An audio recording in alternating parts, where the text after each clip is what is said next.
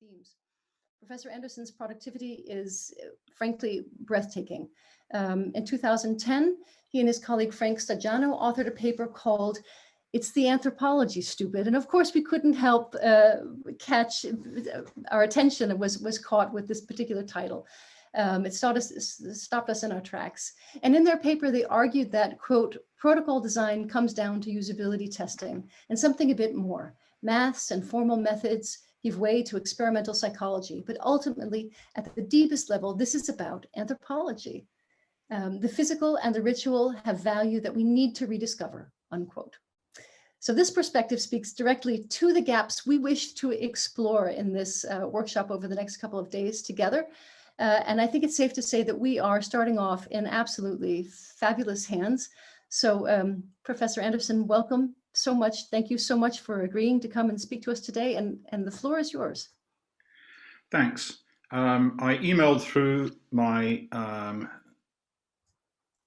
slides in case we have difficulty doing this sharing. Okay, great, thanks. So sometimes it works and sometimes it doesn't. That's computers for you.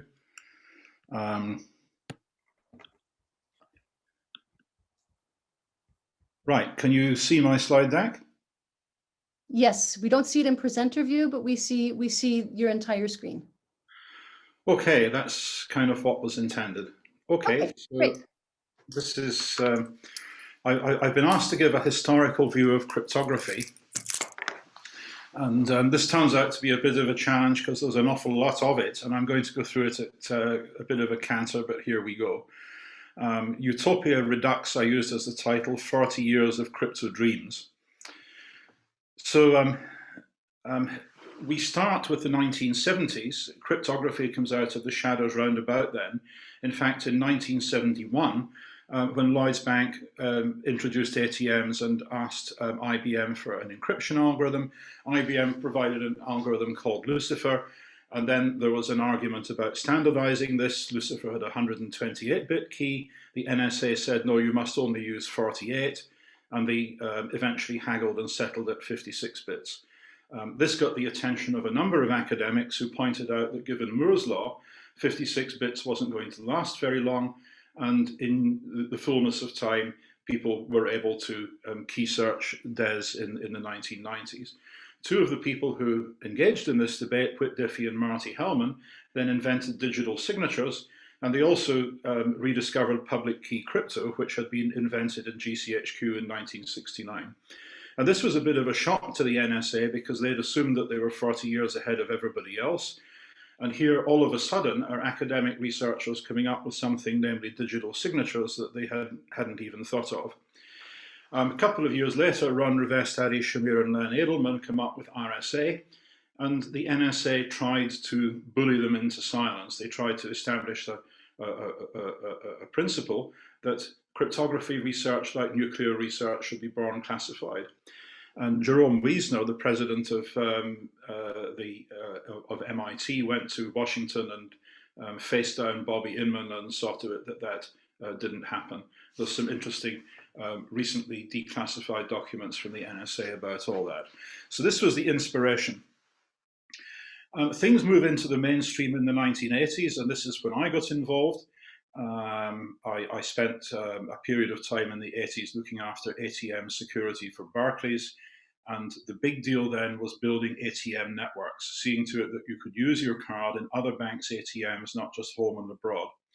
And this involved using hardware security modules, basically encryption devices that did complex transactions based on the DES algorithm, to enforce dual control over pins and keys. What the banks wanted to be able to say to customers who complained about fraud was that, well, your card was used and your PIN was entered and nobody in the bank had access to your PIN, so it can't be an insider, so it must be you. And this had all sorts of issues, and the technology nonetheless largely worked. It ended up being adapted to prepayment meters in the early 1990s, which was another thing in which I was involved, to postal meters, where Ron Rivest was involved, and to EMV, which was rolled out in Europe from 2003. That's the Europay, MasterCard, Visa spec for chip and PIN cards. They were actually developing that in the late 1990s. So as I mentioned, the initial implementation of this payment technology was often rather careless, and the reason for that was the lack of capable, motivated opponents. But eventually the opponents came along, and in particular, once shared key cryptography started to be used for pay TV in the 1990s, then there were capable, motivated opponents, because the pay TV system in Germany didn't license the second series of Star Trek. And so many German students who'd been watching Star Trek on pay TV suddenly couldn't, unless they hacked the system, and they promptly went on and did so. And that taught us a lot about hardware security as people figured out various ways of using microscopes and other tools to extract secrets from chips. So this is, if you like, the mainstream crypto of the last century. However, at the same time, there's an idealism thread, because despite the best efforts of the NSA, academic conferences on cryptography got started. And there's a whole bunch of ideas came along for fancy crypto primitives, which could apparently do some quite clever things. And we also had the PC, which came along, and this meant that individuals had a computer on which these algorithms could be implemented. I'm going to talk briefly about a number of them: blind signatures, anonymous credentials, and digital cash. This is basically an idea from David Chaum, and another idea that he kicked off was electronic elections. Could you do vote tallying by means of cryptography? Ross, can I just interrupt you for a second? I'm sorry to interrupt you. Your slides aren't moving, and I'm not sure. I think you've gotten down to slide 4 at this point, and I think everyone really wants to be able to follow along with your slides and what you're saying. Okay. Sorry to interrupt you. Does that move it to slide 5? Nope. Exploitation? It's slide 1. We're at slide 1 right now.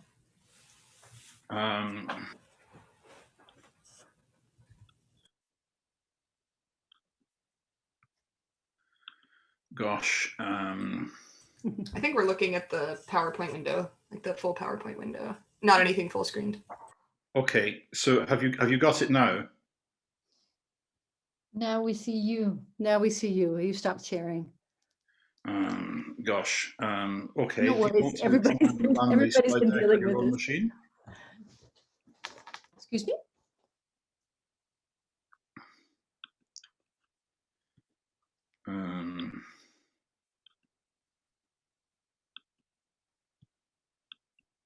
There we go. Right. Can you? Now we can see slide 5. Yes. So you'll just have to click onto the next one, so it comes up at front and center next time. Okay. Can you see slide 6 now? Yes, that's great. Perfect. Sorry to interrupt you. I think we're on track now. Okay. Great. Well, security usability is one of the big gotchas here. Are we back to idealism? Yeah. We are on exploitation right now. Okay, and you're stuck on exploitation. It's a bad thing to get stuck. Yeah. There you go. Now I'm happy with idealism. That feels better. Okay, I'm just going to have to run it in this mode then. Okay. I suppose.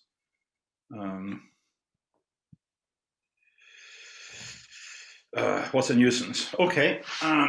It's all good. Interaction between Zoom controls and Mac complexity and so on. Anyway, never mind. Let's get on with it. So there are things like anonymous remirrors, anonymized databases, and so on. And for a number of us, particularly in the crypto research scene in the 1990s, there was a sense of utopian idealism. Could you get better living through mathematics? Of course, on the other side was the dark side, or the government side, if you like, the exploitation by intelligence and law enforcement agencies.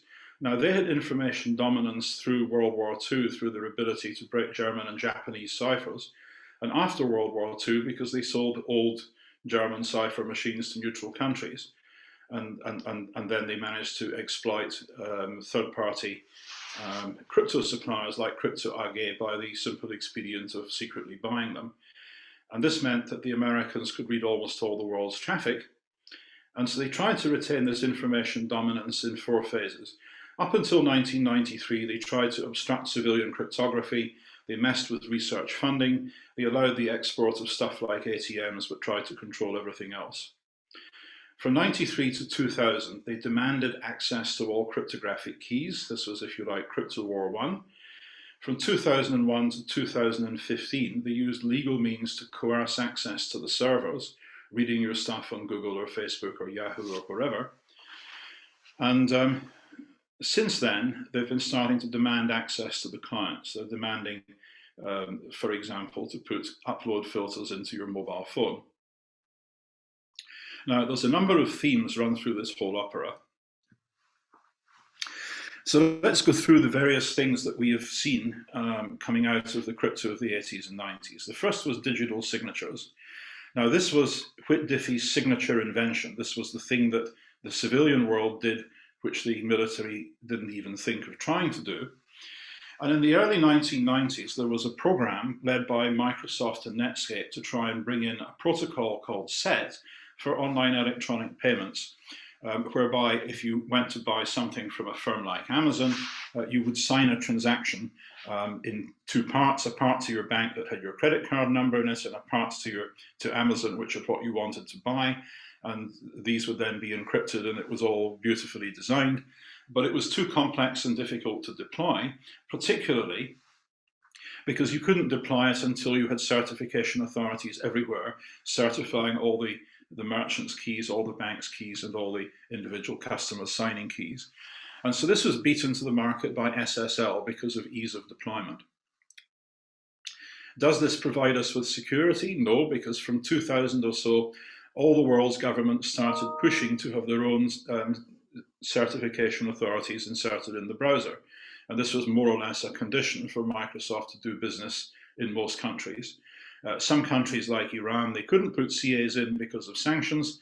So the Iranians simply hacked DigiNotar, which was the Dutch CA, and DigiNotar was blacklisted, and for 2 or 3 weeks in the Netherlands, government services didn't work as civil servants had to scramble and get CAs, other CAs to sign all their government keys. And the governance of this is a complete pain. For example, about 10 years ago, I was at a financial crypto conference, and we were having a workshop on the large number of CAs in browsers and how that would be governed. And there was someone there from the Mozilla Foundation, and I said to him, look, I said, this morning, you updated Firefox, and you removed from my browser a key which I had removed from an outfit called Tubitak, because that's the Turkish secret police. What are you doing putting a Turkish secret police CA in my browser? And at this point, a man in the back of the meeting stood up and said, how dare you insult my country? Tubitak is not an intelligence agency, it is a research organization. Whereupon the guy from Firefox said, well, you see how difficult the CA governance thing is. So first of all, your browser is full of hostile state CAs. And second, without a trustworthy user interface, how on earth do you know what you're signing? And third, there are various legal mandates for electronic signatures, the e-signature directive of 1999 in the European Union.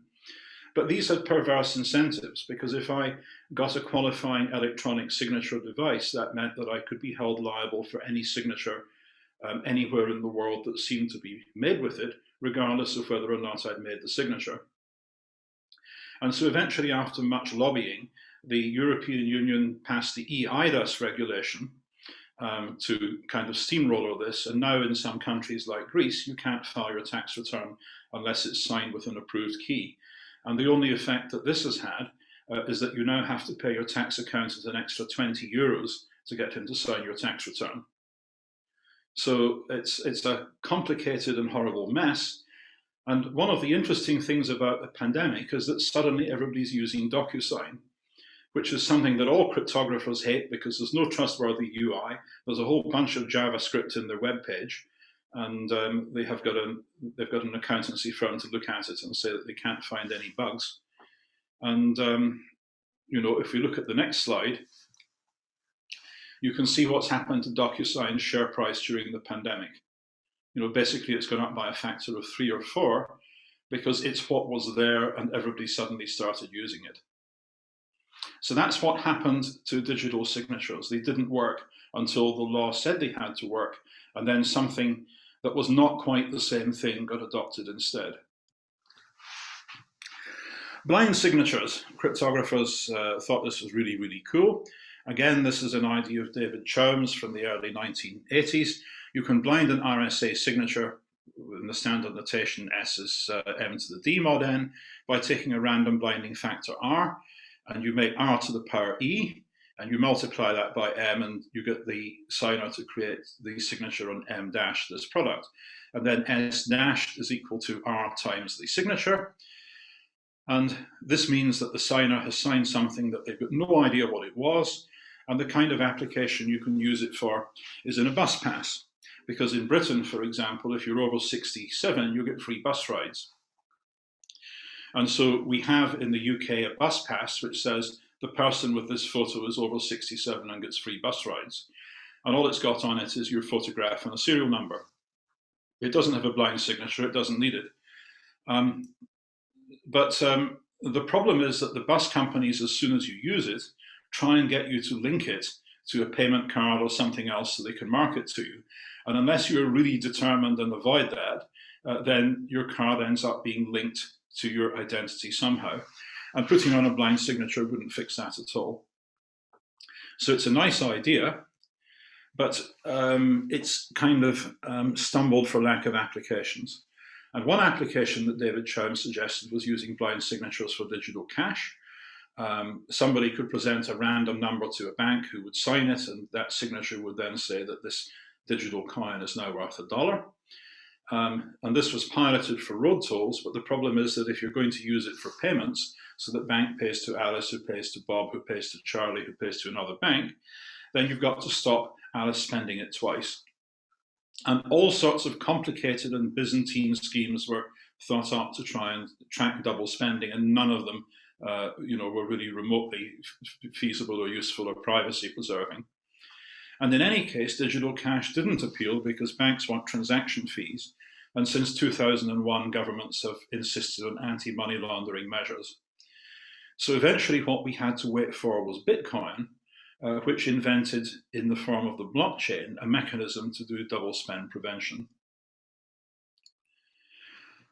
As for Bitcoin, I'm not going to say an awful lot, except that this starts off from the cypherpunks as a rebellion following the 2008 banking crash against the corrupt banking oligarchy, where finance got highly concentrated, where people were selling dodgy securities, where people took mortgages and bundled them up into bundles and sold off tranches of them as securitized debt.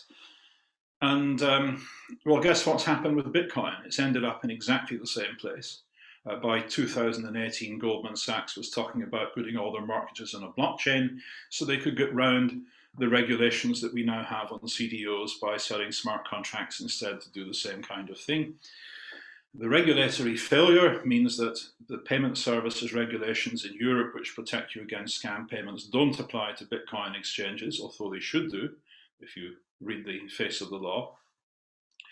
Bitcoin is supposed to be decentralized, but in fact all the chips come from TSMC, all the mining rigs come from Bitmain, and in any one territory there's generally one cryptocurrency exchange that gets most of the business. So in America and Britain, for example, it's Coinbase, which is even more centralized than you have with banks, because at least in Britain we've got 5 big banks and a few dozen small fintechs.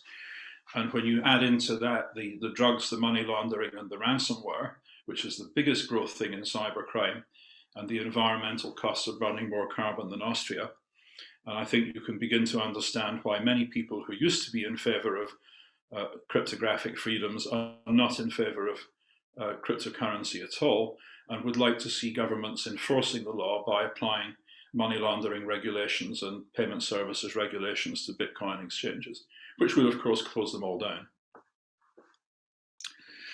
The next bright idea that people come up with, and again this is one of the many ideas from David Chowm, is electronic elections. Now, public key cryptography can be homomorphic in the sense that if message 3 equals the product of message 1 and message 2, then ciphertext 3 equals the product of ciphertext 1 and ciphertext 2. And so can't you just publish encrypted votes and tally them? So everybody would sign a ballot paper or mark a ballot paper with their choice of candidate. They'd put this on a website or bulletin board somewhere, and then anybody would be able to add up or multiply up all the votes and see who won. And this led to a huge research literature through the 1990s and indeed beyond. And then in 2000, 2001, we had a close election in America and the Bush v. Gore case in the US Supreme Court. And this was rather good fun because at the time I was actually at the ACSAC conference in New Orleans. And that's a conference that attracts a lot of NSA people. And we arranged a birds of a feather debate one evening about whether people trusted electronic elections or not. And I was leading the argument against this. And I pointed out to people that when they went to check their emails, they had to go down Bourbon Street to the internet cafe and use one of the 3 PCs there. And I said, how many of you guys know how to clear the browser cache in Internet Explorer? What's to stop the next person who comes into the cafe after you just pressing the back button a dozen times and seeing how you voted? And I'm happy to report that almost everybody from the NSA voted against electronic elections. Nonetheless, Congress had a different idea, and they passed the Help America Vote Act, which made billions of dollars available for voting machines, which then turned out to be insecure. And there was a huge kerfuffle through the 2000s and early 2010s as security engineers inspected voting machines in one state after another and found all sorts of computer security vulnerabilities with them. But the curious thing was that almost no tallying fraud was seen. Now, in the election that brought Donald Trump to power, we now know that the Russian military intelligence people had compromised voting machines in a couple of states, but they didn't do anything with this information. And presumably what they were trying to do, what they were planning to do, is that if Hillary Clinton had won the election, they would have surfaced evidence of voter fraud in order to help Donald Trump denounce the election as being unfair. So the Russian intent was to attack democracy and undermine trust in the ballot, rather than to actually shift the result.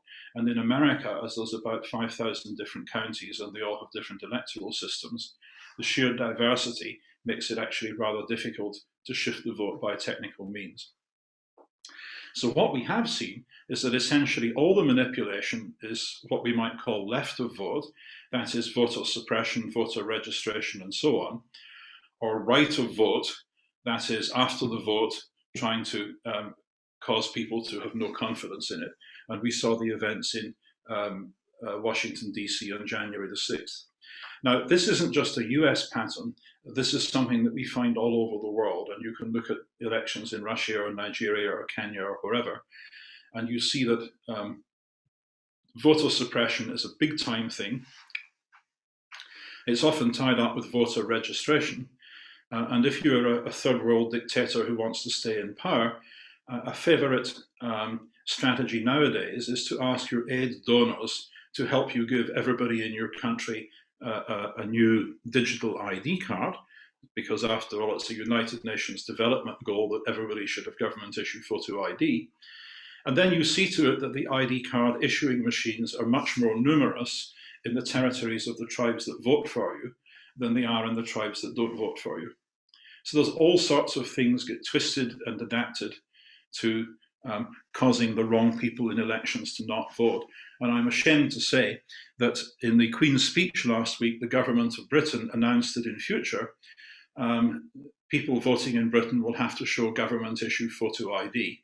This was never a requirement in the past, and there had been essentially no fraud, perhaps one prosecution every election for impersonation. But the reason the government is doing this is quite clearly that the 7.5% of people who don't have government issue photo ID tend to be older or poorer than the rest of the population, and therefore more likely to vote Labour.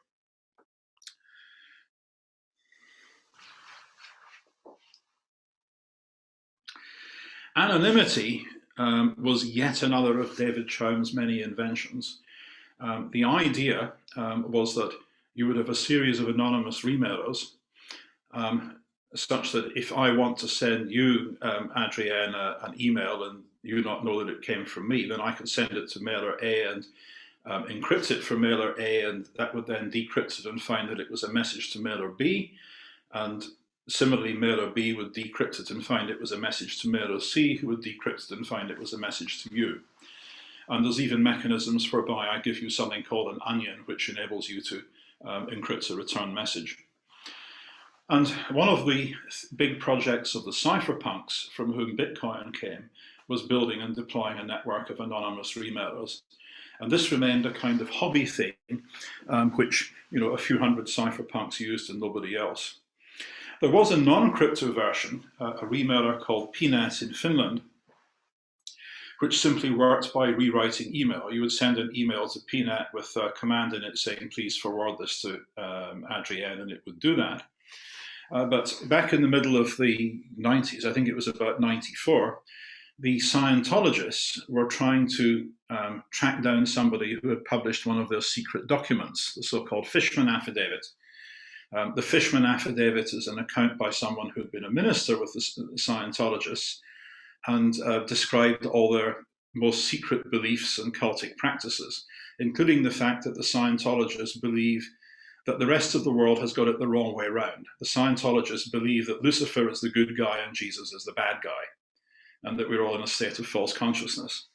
And they don't want normal people in Midwestern America to get hold of this document in case they become unpopular, and in case people stop going to see movies made by Scientology stars.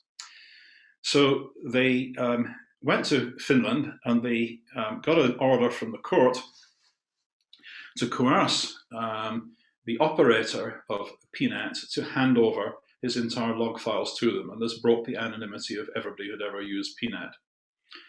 And this led to a number of things. It led me to propose something called an eternity service, a distributed non-censorable file store, and that led in turn to Freenet, which led in turn to peer-to-peer stuff some years later after Napster got closed down.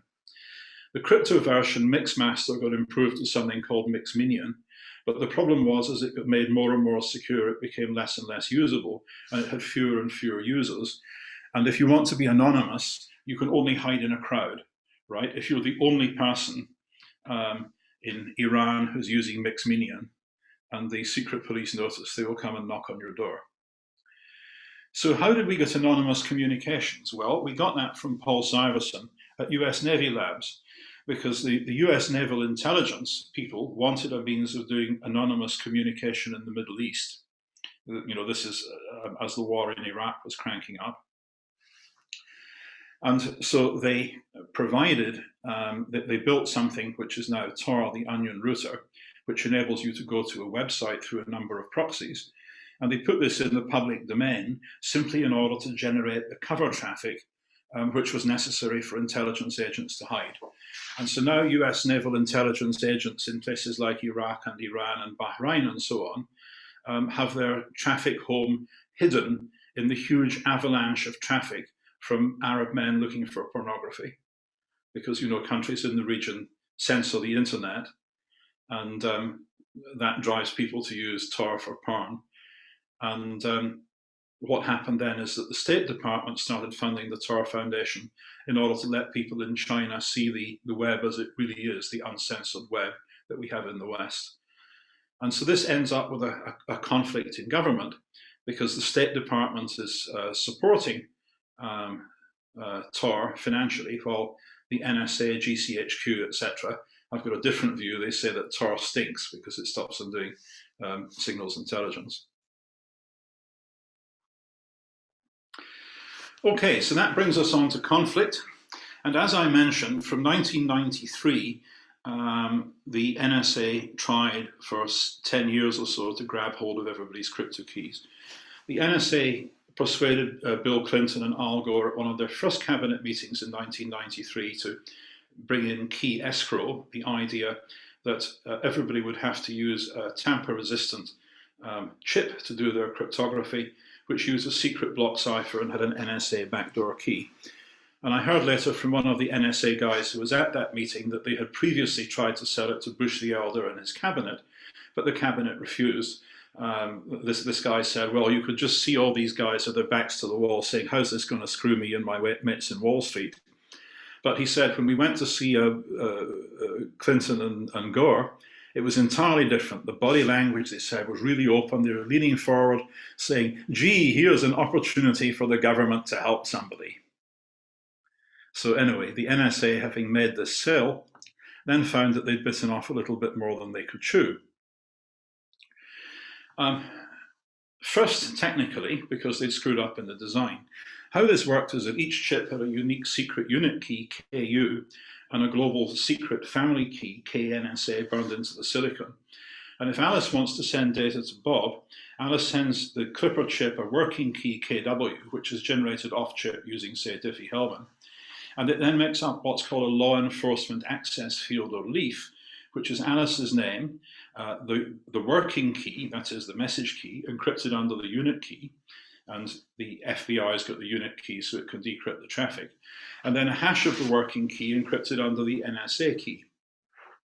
And the reason the hash is sent along is so that when Bob's Clipper chip receives this package, it checks that the leaf is valid, and it won't use a working key to decrypt text unless it comes with a valid leaf. And so the NSA thought that they had got a design which would force people to use strong cryptography only with keys of which the NSA had a copy. The political response was a storm. US companies became very angry because they started losing business to foreign firms like Encipher in the UK. People pointed out that encryption software is easy to write, even although it's hard to deploy at scale. So the bad guys can always use things like PGP for their gang communications. And industry worried that key escrow would kill electronic commerce. And they asked, how do we know if government designs are secure? How do you know that this NSA design does only what the NSA says it's supposed to? Well, my friend Matt Blaze of Bell Labs fairly quickly found that the Clipper protocol doesn't work. He was one of the first people to get his hands on an actual Clipper chip because it was put in an AT&T secure phone, and he worked for Bell Labs at the time. And he found that Alice can just try lots of leafs until one of them works. All but 2 to the power 16 of the possibilities work, so you just have to try, on average, about 30,000 leafs in the chip, and you'll find one that works. And Bob can also generate new leafs on the fly, and this means that you could write non-interoperable rogue applications with no NSA access, and you could even make rogue applications interact with official ones. So the NSA was horribly embarrassed by this, and they're claimed to be 40 years ahead of the open community, which is how they justified pushing back on academic funding applications, took a further dent. The reaction of the research community was to say, well, why doesn't everybody just use software for cryptography? And this caused a problem in that American export control regulations covered intangibles as well as tangibles. So US academics couldn't put cryptography code online, although we Europeans could at the time. And so Phil Zimmerman exported the source code for his PGP encryption program from America to Canada as a paper book. You know, he just printed it out in a 600-odd page book that you could actually buy in the stores. And each page helpfully had a CRC on it so that you could check that you'd scanned it right. And he reckoned that this was protected by the First Amendment. The NSA wasn't amused, and he was subjected to a grand jury investigation but got off. There was another famous case where Dan Bernstein brought a lawsuit against the government to let him export his encryption algorithm. And perhaps the best known artifact from that time is Bruce Schneier's Applied Cryptography book, because Bruce wrote a book, Protocols, Algorithms, and Source Code in C, which had all the source code that you need to build cryptography, basically helpfully printed in appendices, and that ended up selling over 100,000 copies. You even found export-controlled clothing because somebody put the RSA encryption algorithm in a barcode, and the text for it is above that, and that meant that you could walk through US customs carrying munitions on your chest. And people tweaked the nose of the authorities in various ways. One of the things that we did in the UK is that after the 1997 election, the Labour Party, which had promised not to do key escrow, changed its mind. Al Gore went to visit the new Prime Minister Blair, and suddenly Blair wanted all certification authorities to be trusted, in the sense that a CA wouldn't sign your key unless you gave them a copy of your private key. So all CAs had to be trusted to betray their customers. So what we did, as for a laugh, is to put all the important public keys in a paper book and took it to the Culture Secretary, who was Chris Smith, and said, "Chris, you're the Minister for Books. Why are you passing a law to ban our book?" And this caused Chris's department, the Department for Culture, Media and Sport, to drop this like a hot potato and pass it on to the Home Office and the Department of Trade and Industry. So we had a fair amount of fun during the crypto war, pushing back on obviously stupid stuff coming from the spooks. Now, bringing it all together, we wrote a paper, The Risks of Key Recovery, Key Escrow and Trusted Third-Party Encryption, back in 1997. And there's the list of authors, a number of us involved in cryptography and computer security. And we analysed the system consequences of allowing third-party or government access to both traffic data and content without user notice or consent, particularly if this came by deploying mechanisms to break cryptography that would be deployed internationally and available round the clock. We still don't know how to do this safely. And one of the big problems is jurisdiction. From the Americans' point of view, it may be very simple because the FBI should have access to everything. But from the point of view of Europe, it's much more difficult. Suppose a British guy goes to Denmark and makes a call from his mobile phone, which has got an Irish SIM in it, and speaks to somebody who's in Austria, a Hungarian citizen who's in Austria using an Italian SIM, then which of these countries' secret police forces should be able to decrypt the call? Right, the agency's point of view is all of us, right? But how you manage that in practice is just too hard. Suppose, for example, that an aide of President Macron of Paris flies through Heathrow en route to Reykjavik for a diplomatic meeting, and GCHQ says, "Aha, this guy is in Britain, kindly give us his cryptographic keys," and he then gets his system hacked, and GCHQ then basically goes and reads all President Macron's secrets. That's clearly something that the French don't want to happen. And so once you get people into the detail of how do you deal with issues between states, how do you deal with jurisdiction, how do you deal with intelligence versus evidence, it clearly becomes too complicated to do it all safely. So victory in Europe, of a sort, at least we thought at the time it was in victory, was when Commissioner Martin Bangeman pushed through the Electronic Signatures Directive in 1999, saying that electronic signature keys must be known only to the signer for the signature to get a rebuttable presumption of validity. And meanwhile, in America, Al Gore decided to stop fighting the tech industry because he wanted to be president. And the tech industry had decided to hate him completely and to back George Bush instead because George Bush wouldn't break up Microsoft. And Al Gore, as we saw, lost. But by then, the NSA and its friends had managed to ensure that many networks were deployed with weak cryptography or none at all. And here's the collateral damage. First, the remote key entry devices in cars mostly use very weak cryptography, often proprietary stuff that was designed by idiots. And as cars have gone from push button to non-push button means of remote key entry, this has resulted in car theft almost doubling in the past 5 years.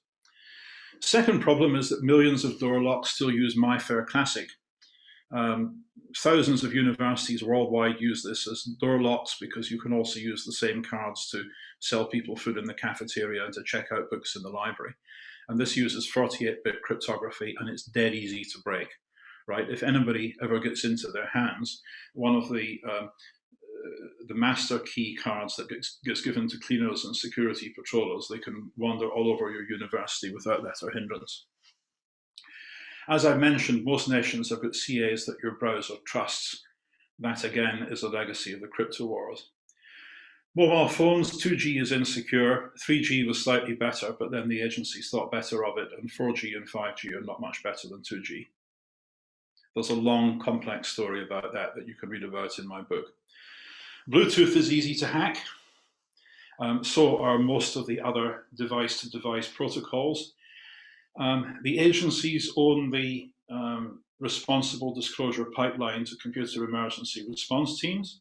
So if you find a hack against iOS and you disclose it to CERT, that will then flow to CERT in Pittsburgh, where the NSA will get a copy, and it will also flow to Apple, who will issue an upgrade to iOS in a month or two's time. And in the meantime, the NSA has access to the iOS hack, so they can go and hack Mohammed bin Salman's iPhone.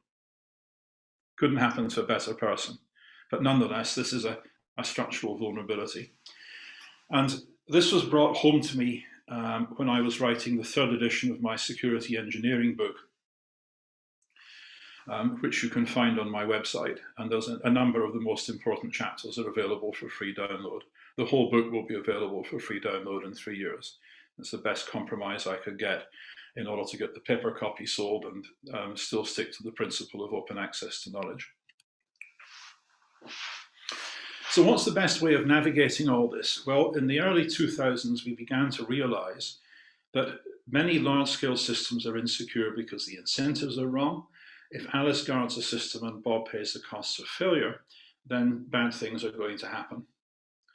For example, why is Microsoft software so insecure? The answer is that the software industry has got network effects, it's got low marginal costs and technical lock-in, which all lead to monopolies. So when a new field of endeavor comes along, there's a race to be the monopoly supplier there. And when Microsoft was racing to establish its monopoly in DOS in the early 80s, and its monopoly in Windows in the late 80s, early 90s, against Apple in the first case and against OS2 in the second case, they made their software very easy for developers to use rather than putting access controls in the way Unix had.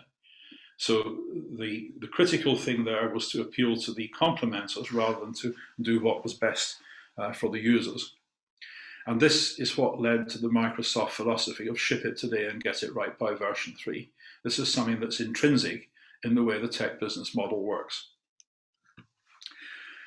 Another thing that we looked at early on was responsible disclosure, because back 20 years ago, there was a big debate about how you should disclose vulnerabilities if you found them. Some people would just disclose a bug on the bug track mailing list so that the world had it immediately, and then the vendor had to scramble to fix it and people would get hacked in the meantime. Others would report it to the vendor, and the vendor would then send them a nasty lawyer's letter saying, keep quiet about this forever or we'll sue you and take your house away. So what's the resolution? And in the end, we came to the conclusion that your best bet was to disclose after a delay, and using a third party such as CERT, or in the case of a payment system, a bank regulator, to provide legal cover for the party doing the disclosure. But this brings us to the equities issue. Suppose the NSA discovers a bug in Windows, one of the several bugs that you find every month that allow remote exploitation of any Windows machine without user interaction. In other words, a good exploit, something that you can use to nail any system that you want to nail at any IP address. Do you report it to Microsoft so that they can defend 300 million Americans? Or do you keep it quiet so you can exploit 450 million Europeans and 1,000 million Chinese? Stated like that, the answer is kind of obvious. And you can use multiple models of attack and defense and look at institutional actions and politics, and you come to the conclusion that bad decisions are very likely. And in fact, the Germans do this slightly better than we do or the Americans do, because they have got an entirely separate defensive agency, the Bundesamt für Sicherheit und Informationstechnik, which reports to the Chancellor through a separate ministerial channel than the Bundesnachrichtendienst. So at least the attack and defense are represented by separate seats at the cabinet table. But in both America and in Britain, the defensive cyber arm reports to the offensive cyber arm. In Britain, that's GCHQ. And so the only voice around the cabinet table in Britain is the Foreign Secretary's voice, because he speaks for GCHQ.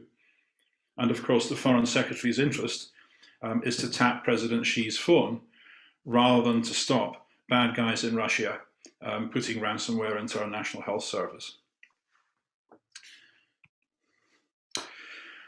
Okay, the pace picks up after 9/11. War on terror meant that export controls was extended to intangibles like software, and there was a big push in Britain and in fact in Europe for data retention. Laws of the Data Retention Directive saying that phone companies had to keep data of who called whom and network logs of who went to which website for 6 months or a year or 2 years. And our Home Secretary, Jackie Smith, demanded a communications database. She wanted Parliament to authorise a database that would have a list of everybody who spoke to whom and when, or when everybody went to a website and when. And the usual stuff came out. She said, if you've got nothing to hide, you've got nothing to fear. Well, in 2008, a very wicked person went into our Houses of Parliament and took a copy of the Parliamentary Expenses Database and sold it to the Daily Telegraph for £400,000. And if that person gets caught, they will surely be put in prison. Because a number of MPs went to jail or lost their jobs because of expenses scandals. And what happened in the case of our Home Secretary is that she didn't have anything to hide, but her husband did, because he'd been watching pornography and charging it to her parliamentary expenses. So she lost her job as Home Secretary, and at the next election she lost her seat in Parliament. Couldn't have happened to a nicer person. And what happened next, of course, is that in June 2013, Ed Snowden came along and leaked 50,000 odd classified documents, and we found that the UK government had built the communications database anyway, despite not being able to get approval from Parliament. And this is the second part of the pushback that I discussed earlier. This is PRISM. PRISM is a system that enables the FBI to go into places like Google and Yahoo and Facebook and present a warrant saying either Matt Blaze, being an American, is a wicked person, so please give us his Gmail, or alternatively, if someone's foreign, they just have to prove that he's foreign. The FBI just has to say, Ross Anderson is a foreigner, please give us his Gmail. And Google must say, yes, sir, here you are. And PRISM was the internal NSA code word for a gateway that the NSA had built so that they and GCHQ and other allies could go into Google systems and Facebook systems and so on and look at our Gmail using this FBI warrantry mechanism, and could do it in an entirely automated basis, from where they were sitting in their desks in GCHQ in Cheltenham. Now, this was a jaw dropper, and in fact, when this came out, I was actually visiting Google at the time, and I'd done some work there 2 years previously on payment systems, and I knew all the guys in the security team, and they were completely flabbergasted that anything like this was possible. They just hadn't realized that the warranted access mechanism was being abused on this scale. Anyway, this is the backstory, which we also get from the Snowden papers. The NSA had just decided, forget the keys, let's go for the servers instead. And they started off asking for access to servers from Microsoft in 2007 and got it. Then they asked Yahoo and had a court fight for almost a year. When they won that court fight, they then onboarded Google and Facebook and all the others one after another. And they then scaled it up once they had made the connections automatic and got rid of the bandwidth problems. And what they found was that for a program that was costing only $20 million a year, PRISM was providing the majority of the intelligence that was being used in intelligence reports served up to cabinet level officers in the US government. Huge increases in tasking are reported by 2012 in this slide. So out of the something like $20 billion a year that the NSA is spending, they're getting over half of their good product from 1/1000th of that, $20 million worth of money that was spent on basically running cables into Google's data centers and Facebook's and Yahoo's and so on. So that's the efficiency of hitting everybody at the server end. But they were greedy. Google was really annoyed when at the sight of this particular slide, because what was happening is that GCHQ had figured out a way of getting Google data at scale without actually going through the front door with Prism and showing a warrant. What they observed is, you can see in the left-hand part of this slide that users go to the Google front end using SSL encrypted communications. And at the Google front end, the SSL is added and removed. And thereafter, there are communications between Google's 30-odd data centers where Gmail and Docs and Maps and calendars and so on are being shipped backwards and forwards in the clear. Because if you're using Gmail, for example, out of Google's data center in Finland, the chances are that there's a hot spare being kept maybe in a data center in Belgium and then maybe a cold spare in a data center in Virginia. And this is just part of general planning for resilience and failover. And as all this stuff was going in the clear, this meant that GCHQ was able to hoover up an awful lot of this data as it went through optical fibers as they go across the Atlantic from Cornwall. And according to my contacts, when Sergey Brin saw this, he basically blew a fuse and says, you know, I'm not having secret police looking at my users' data. We'll encrypt everything. I don't care how much it costs. So that became the priority in the tech industry, to see to it that in future, the spooks only get stuff if they knock at the front door and show warrants. The European Union got really pissed off because they found out of something called Operation Socialist, where GCHQ had hacked Belgacom so that they could tap mobile phones in Europe and beyond. So this is one of the mechanisms whereby GCHQ was tapping into phones in the European institutions in Brussels. And I thought at the time, well, hey, and I in fact spoke to one of the civil servants who'd been involved a year or two later, and I said, look, you know, for GCHQ to tap phones in Brussels, given that Britain's part of the EU, is a little bit like if Nicola Sturgeon ordered Police Scotland to hack British Telecom so that she could listen into phones in Whitehall. I mean, it's outrageous. What on earth made you think you could get away with it? And the civil servant kind of squirmed and said, well, you know, we thought that the risk of being caught was zero. So what basically happened was that they hacked sysadmins in Belgacom and put malware on the routers all over the Belgian phone company. And eventually this, of course, got noticed and stopped. What GCHQ was also doing was nobbling developers and standards. And this slide says that for the past decade, NSA has led an aggressive multi-pronged effort to break widely used internet encryption technologies. This included doing work on standards and nobbling suppliers. Here, for example, is the program Bull, known in America as Bull Run, and in the UK as Edgehill. Both of these are names of battles in our respective Civil War times. And the SIGINT enabling project actively engages the US and foreign IT industries to covertly influence and or overtly leverage their commercial products' designs. These design changes make the systems in question exploitable through SIGINT collection, endpoint, midpoint, etc., with foreknowledge of the modification to the consumer and other adversaries, however the system's security remains intact. You know, observe, we're not citizens, we're adversaries. And there you have insert vulnerabilities into commercial encryption systems, IT systems, networks, and endpoint communications devices used by targets. And then influence policy, standards, and specification for commercial public key technologies. And we looked back through the history and we found a number of places where contractors who had worked for the NSA had been involved in standards bodies, for example, for VPN standards. And we compared that with, for example, the industrial scale collection of protocol messages for VPN standards that we found elsewhere in the Snowden papers. And it's fairly clear at least some of the things that they were doing. So this was a huge shock to the system.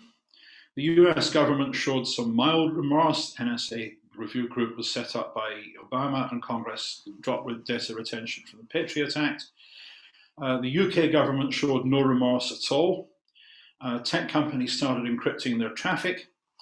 And from the point of view of users, end-to-end encrypted apps like Signal started getting real traction because people realized that you can't trust anywhere where your mail ends up on a mail server under someone else's control, or even on your device if your device is backed up to a server under somebody else's control, such as iCloud. So we come back and we wrote another paper, largely the same set of authors, but with a couple added, including Susan Landau, who's speaking later. Our Keys Under Doormats paper on mandating insecurity by requiring government access to all data and communications revisits the arguments of demanding access to keys to a world in which people are demanding access to servers as well. And we explained that exceptional access to all data would now cause even graver damage, now that we're much more dependent on the internet than we were in 1997, and that it would also undermine and reverse many modern security practices, such as forward secure cryptography. So, now into the home straight. The latest twist is upload filters. The idea here is that the governments are now saying they want a mandatory backdoor in widely used end-to-end encrypted apps, such as WhatsApp. They're starting with WhatsApp because Mark Zuckerberg is kind of unpopular at the moment, and they've collected some data around bad use of WhatsApp in civil conflict and in child sex abuse material and so on and so forth. And indeed, the news this very morning has told us that there are hundreds of WhatsApp groups in Israel where militant right-wing Israelis organize attacks on Arab Israeli citizens. And we've seen similar abuse of WhatsApp by mobs, by essentially pro-government mobs in both India and Myanmar. Anyway, on June the 9th last year, at the start of the German presidency, Commissioner Johansson announced that there would be a policy to demand an upload filter in end-to-end encrypted messenger apps. And in September, there was a leaked technical paper which showed that the hands of our GCHQ friends behind this. And they looked at the various options, and they came to the conclusion that the option you have to go for is to have a filter in the client software. In other words, in the WhatsApp client on your mobile phone, assisted by a server. Because if you just have a filter sitting in the mobile phone client, then that's too constrained and it's too easy to compromise, right? If you have a filter that only spots child sex abuse images using Microsoft Photo DNA, then someone can simply bombard it with hundreds of images to see which set off the alarm and which don't, and to find out by experiment how you have to tweak the images, you know, blur them or twist them or contort them or whatever in order to get them past the filter. And so client-side only filtering is too constrained, it's too easy to compromise, and so you have to have a server to assist stuff. And the underlying philosophy here is that if we're going to move to edge computing, then the agencies, to remain relevant, have to do some kind of edge surveillance. So one of the things that we're going to have to discuss as a policy matter, and I think is a good topic for this workshop and people with similar interests, is as follows. Are there any client-side collection options that make sense, under what circumstances, and what sort of constraints could be placed on them?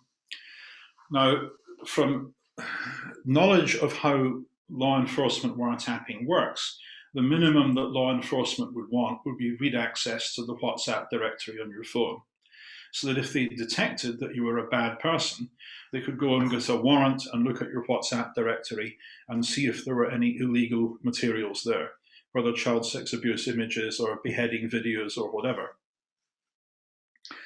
And the reason they'd want to be able to collect this is so they could take copies for evidence, you know, just in case you threw the phone away or it broke or whatever. What's more, you'd have to be able to take snapshots of streamed media, because how things like sex abuse and beheading videos work nowadays is that people receive them rather than sending them. Sex abuse material tends to come from servers overseas, or from live performances in countries with very bad governments, you know, Iraq, the Philippines, Mexico, and so on. So if you're going to gather evidence of that, you have to have a capability to take snapshots of video streams. If we believe what Commissioner Johansson said, they want filtering of all phone streams. That would appear to be against human rights law, because the European courts have decided in various judgments brought by Irish, Austrian, and other lawyers that bulk surveillance of everybody all the time without warrant or suspicion is against Section 8 of the European Convention on Human Rights, and against the European treaties that incorporated that into the fundamental law. So would there be filtering perhaps of targeted phone streams if a phone was identified by means of traffic data, or by means of being in a group where people had been arrested for, let's say, terrorism offences? Do you then go and get a warrant to look at the phones of everybody who is in the same group as a terrorism suspect? That's perhaps a possibility.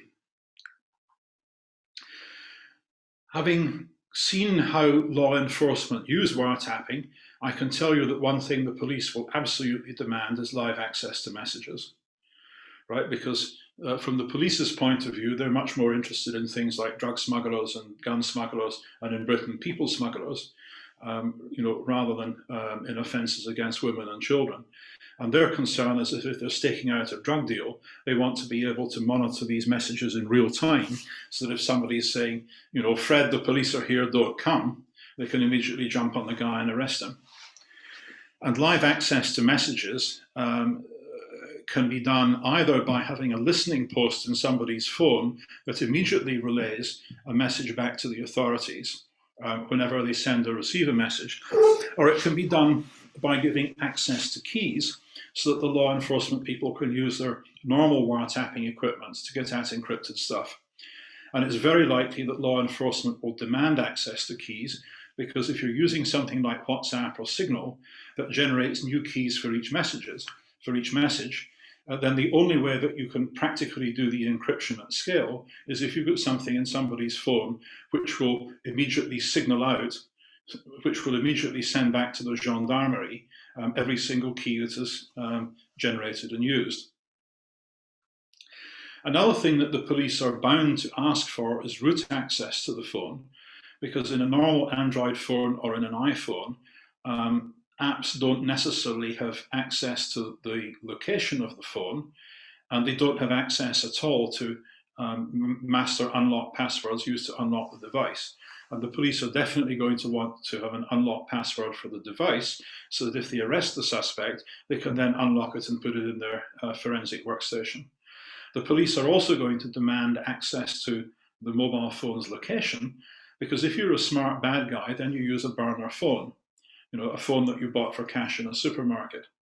So if you're a policeman, how do you trace a burner phone to an individual? The answer is you look for shared location history with another phone.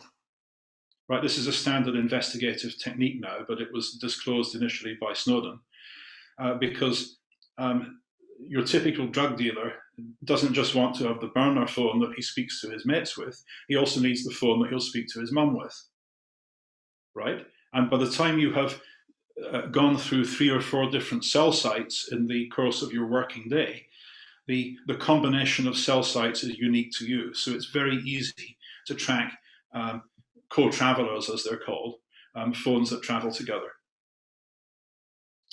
And if this architecture means that there's going to be a listening post in the app, and perhaps a listening post in the root of the phone in a surveillance service, then how on earth do you install some democratic control and accountability?